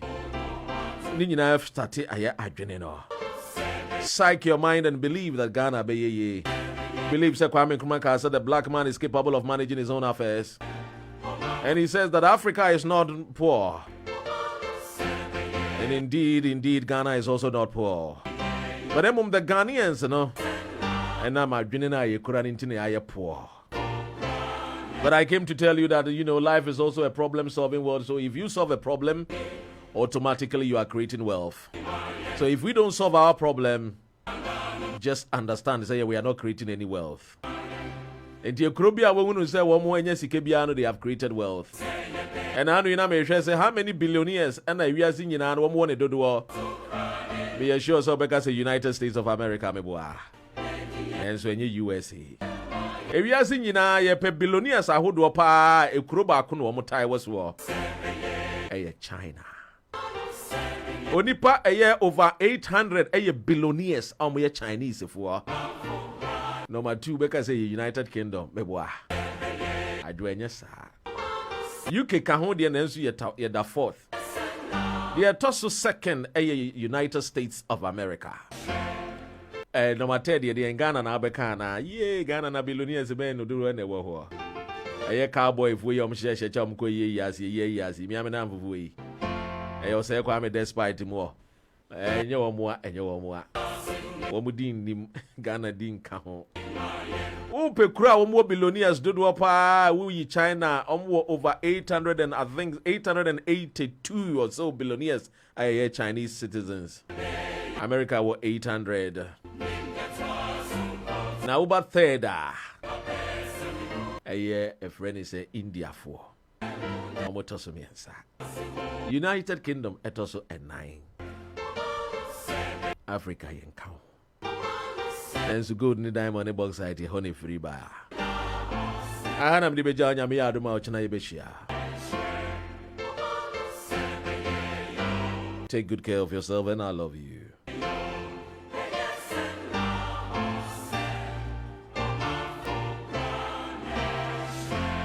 Oh my God, I love Rainbow Radio. Many colors, many voices, one God, one station. Bamadia na friend number ya me de ma wisisi a. Ensasia da ye pa obetie bi. Ya mamre no tianka no.